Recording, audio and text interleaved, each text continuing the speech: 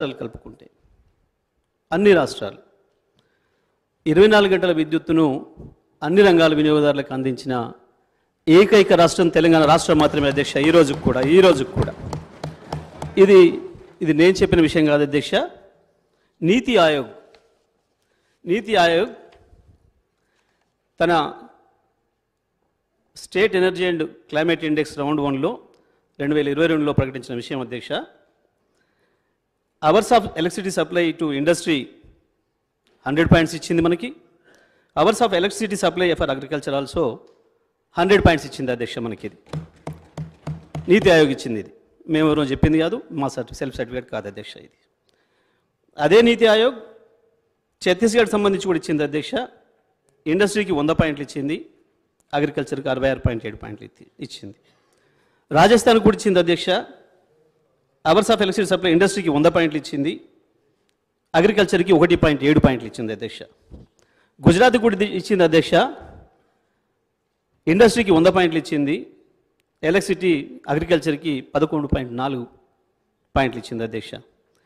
భారతదేశంలో కేవలం కేరళ, హిమాచల్ ప్రదేశ్, ఒడిశా, తెలంగాణ ఈ 4 రాష్ట్రాలు మాత్రమే విద్యుత్ విషయంలో 100 పాయింట్లు ఇచ్చింది అధ్యక్ష.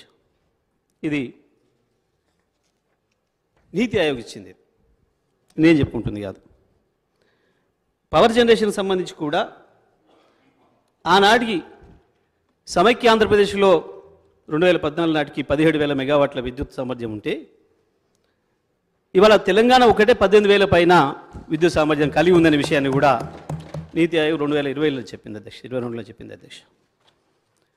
ఇక అసలు విషయానికి వద్దాం అధ్యక్ష. తెలంగాణ రాష్ట్రంలో ఆనాడు ఉన్న పరిస్థితి, మొట్టమొదటి బలిపిల్లల కాంచి మొదలు పెడితే చదువుకోవడానికి పిల్లల పరీక్షలు వస్తున్నాయంటే తల్లిదండ్రులకే పెద్ద పరీక్ష. ఆనాడు కిరసనాయిల్ దేవులాడుకొచ్చుకోవాలి, లేదా క్యాండిల్స్ కొనుక్కొచ్చుకోవాలి. ఇది పరిస్థితి అధ్యక్ష. ఇక మంచినీళ్ళ పరిస్థితి,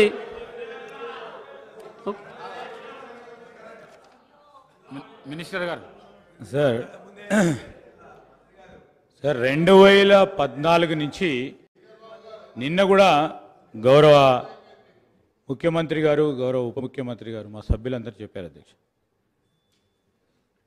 నీటి వనరులకు సంబంధించి 2014 నుంచే మొదలైనవి.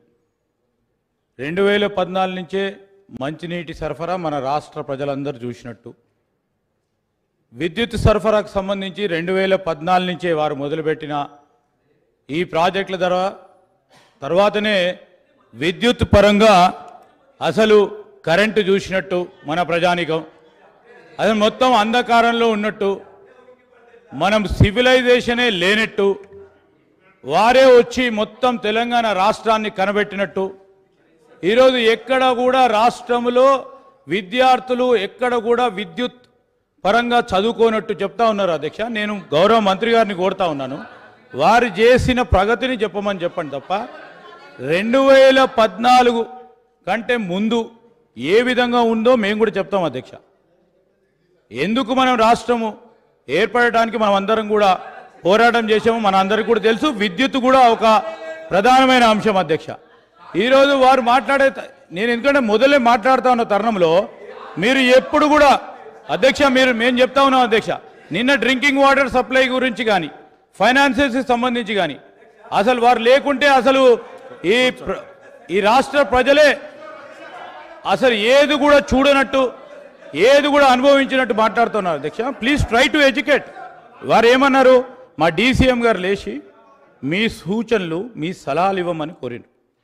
మళ్ళా మీరు అదేవిధంగా 2014 కంటే ముందంటే మేము కూడా మొదలు పెడతాం. మా సభ్యులందరూ కూడా తెలుసు ఏ విధంగా ఉన్నారో, మీరు కూడా ఉన్నారు. వారి ఇంట్లో ఇచ్చిన కరెంటు కూడా కాంగ్రెస్ పార్టీ అధ్యక్ష. ఈరోజు వారి ఇంట్లో ఇచ్చిన కరెంటు కూడా కాంగ్రెస్ పార్టీకి సంబంధించిన అధ్యక్ష. జగదీశ్వర్ రెడ్డి గారు అధ్యక్ష నేను ఎక్కడ వచ్చిన డీవియేషన్ కానీ విమర్శకు కానీ నేను పోలేదు. ఎందుకంత తొందర పెడుతున్నారో నాకు అర్థం కావట్లేదు అధ్యక్ష. మరి వారే చెప్పిండ్రు, నిన్న 1956 నుంచి మొదలుపెట్టి వచ్చారు వారే. నిన్న 1956 నుంచి మొదలుపెట్టి వచ్చిండ్రు, ఇక్కడ దాకా తెచ్చిండ్రు. ఏ సంవత్సరం ఏం జరిగిందో కనీసం 14 ఉన్న పరిస్థితి చెప్పకపోతే ఇవాళ ఉన్నది ఎట్లా తెలుస్తుంది అధ్యక్ష? ఇవాళ ఏమున్నామో అర్థం చేసుకోవాలంటే ఆ రోజు ఏమున్నామో తెలుసుకోవాలి, ఆ రోజు ఏమున్నామో జ్ఞాపకం చేసుకోవాలి, అప్పుడే ఇవాళ ఏమున్నామో తెలుస్తుంది. గదే కదా అధ్యక్ష నేను చెప్తున్నది. నేను ప్రారంభమే చేయలే అధ్యక్ష. నేను 10వ తరగతి చదివిన నాటి నుంచి మొదలు పెడితే మళ్ళీ నా పిల్లలు 10వ తరగతికి వచ్చిన దానికి కిరసనాయిల దీపాలనే చదివినాం అధ్యక్ష. మేము ఎప్పుడు కూడా ఎప్పుడైనా గంతే అధ్యక్ష. అది వారు కూడా గంతే, వారు కూడా గంతే అధ్యక్ష. శ్రీధర్ బాబు గారు కూడా కిరసనాయిల దీపంతో చదువుకున్నాడు, అందులో సందేహం లేదు.